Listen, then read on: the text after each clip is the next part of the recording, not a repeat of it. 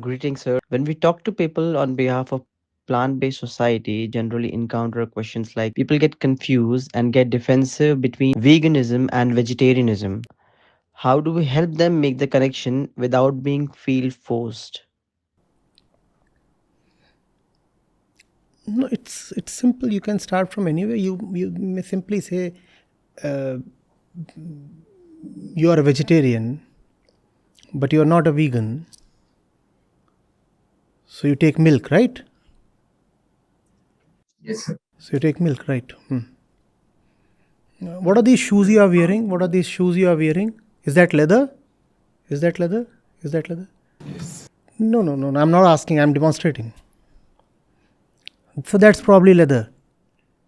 Do you see the relation between the glass of milk in your hand and the leather on your feet? Basic question. You can ask with a wry kind of smile. You need not offend somebody. It's a thing of general knowledge, no? We should be reasonably informed citizens. Do you see where that leather comes from?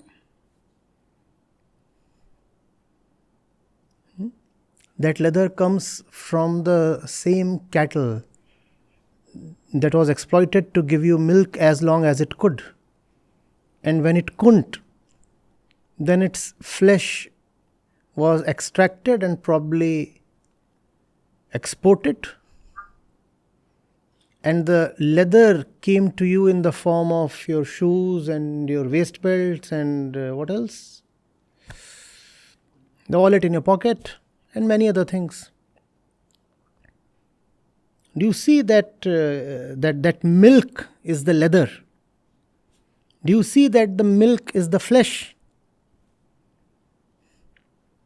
Do you see that the milk is not natural? Do you see that the animal is forcibly impregnated? And that's worse than rape. That's worse than rape, actually. The female mammal reminds you of your own species. The female mammal is being artificially impregnated several times over the course of her life so that you can have that kheer, that milk or whatever.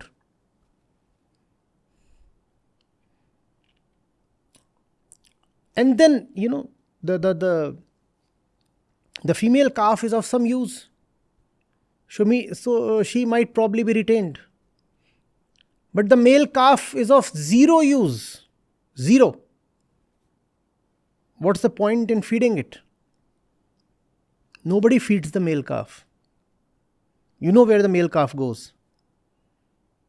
And the leather from the male calf is extraordinarily soft and therefore quite expensive. It gets sold at a premium. Do you see all this? No, just asking. No, you can continue sipping the milk, yes. Just asking.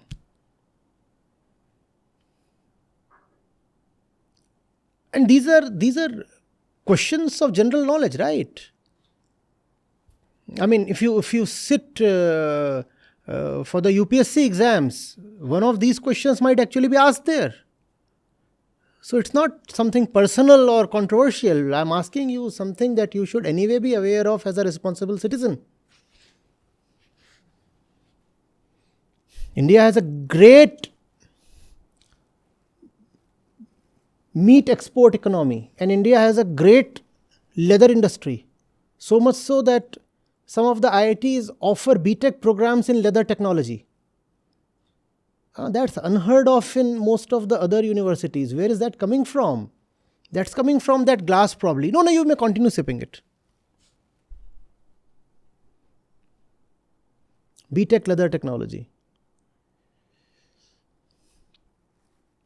That's very closely linked to BTech dairy technology.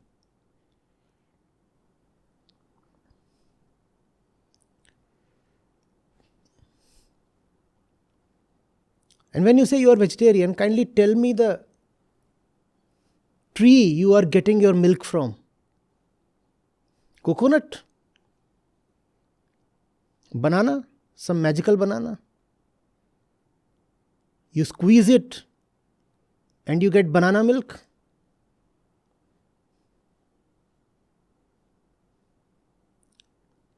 Where are you coming from? Which island?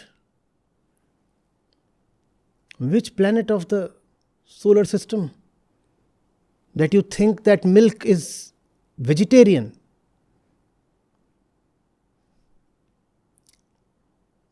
Or if the fellow has some concern towards the ecological disaster we are going through, ask him, do you understand where does climate change come from? Do you understand that that glass of milk has everything to do with climate change?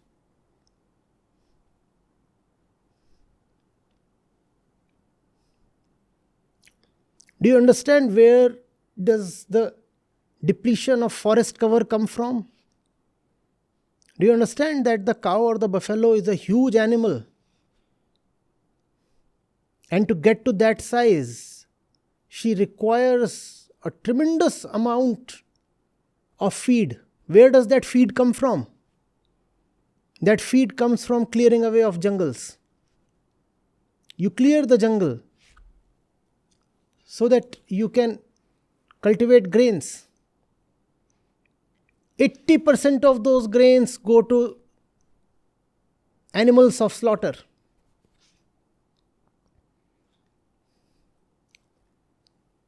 If human beings today are producing 100 units of produce, 75 to 80% of that is for the animals that would be slaughtered. And it's not just about the produce, it is about the fields the produce comes from. The fields come at the cost of jungles. And when jungles are lost, a number of species are just collateral damage. You do not even kill them, they just disappear because of loss of habitat.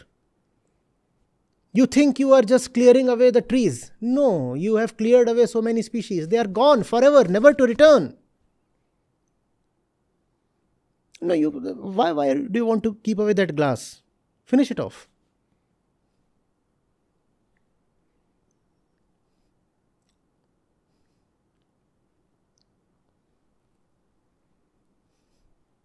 But nobody tells this to you.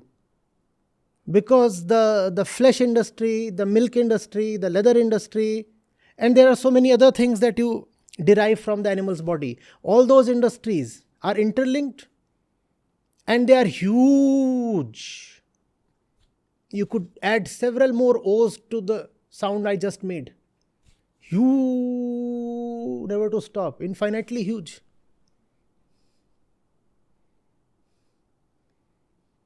It is money power that is preventing that knowledge from coming to you. It is money power that is preventing from your textbooks from carrying that knowledge. Otherwise, in any civilized society, these facts should have been parts of textbooks, class 8th onwards. These are basic things that any child deserves to know. But governments across the world hide these facts. Are you getting it? Yes, sir. So no offense. Just facts. Just facts. Thank you. Namaste, Acharya ji. My question is from the previous Bhagavad Gita session. Somebody asked a question on veganism. I mean, it was not directly on veganism, but one thing led to another, and there was a certain part where you talked about veganism. So you said that as a human, we are tend to commit violence because of our bodily compulsion. You said it is called in Hindi Sharirik Vivashta. So I mean, how and where we can draw a line to make sure that the violence that we are committing is our bodily compulsion You and not. don't draw a line. Just keep challenging the line. You don't need to draw a line. The body is anyway always drawing the line as per its own agenda. Your job is to challenge the line. You don't need to draw the line. That task belongs to the body. The body keeps drawing a line, and what do? You keep pushing the line, pushing the line. The body is saying, you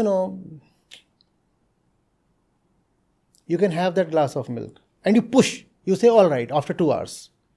After 2 hours, the body again says, why not have it? And again you push. The line comes from the body.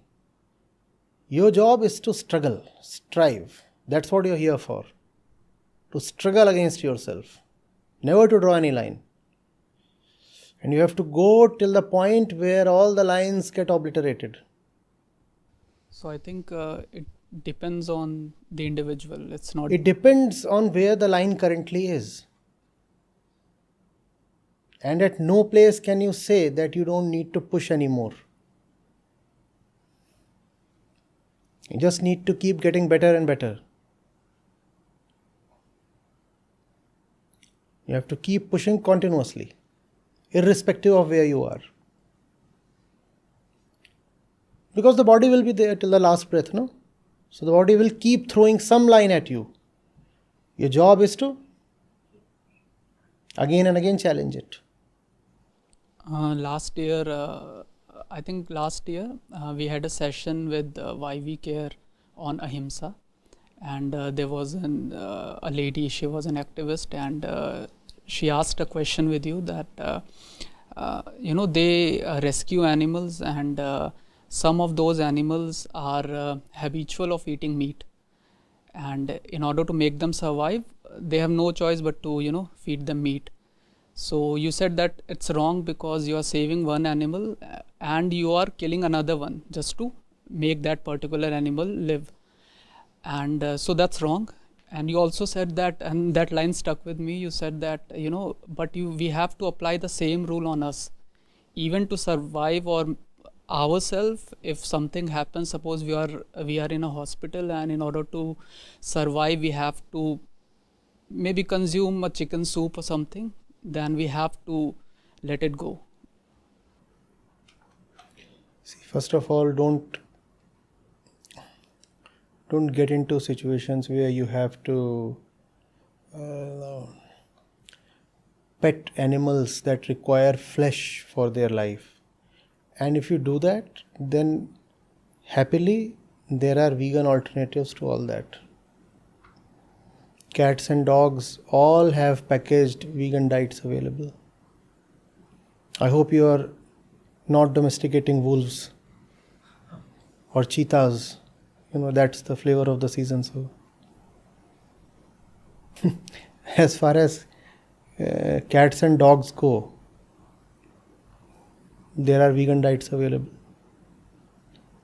See, ultimately you want to give them the nourishment that they need, right? That nourishment comes in the form of a chemical. What are vitamins and proteins and all these things? They are just chemicals, right? All chemicals can be factory produced. So you give that nourishment, fine. It's just a chemical, right? Be it B12, be it anything, it's a molecule. You produce that molecule in a factory and take it. You're producing so many things in a factory. For saving, you're producing everything in a factory. Now for saving lives, why can't you produce B12 in a factory or taurine in a factory? Taurine is the chemical that you require for the health of cats' neural systems. That can be produced. But it's super gross to say, I now have a wolf, therefore I am feeding it rabbits. Nope. Or I have a python. Why the hell are you keeping that python? Release it. That belongs to the jungle. And the python can happily survive in the jungle. The rabbit cannot. Once the rabbit has been with you even for, let's say, 6 or 8 months. Now it cannot survive in the jungle. There is no need, in fact, even to domesticate rabbits, frankly. No need. Unless you are rescuing them from somewhere or something. In fact, all kinds of domestication should be strictly limited only to the rescued animals. And even those animals, when they can be on their own, they should be released into the wild. Because they are not made to live with you. You think you are taking care of them. For them, it might be another matter altogether. They don't want to look at your face. You are fond of them. They want to be in their own habitat.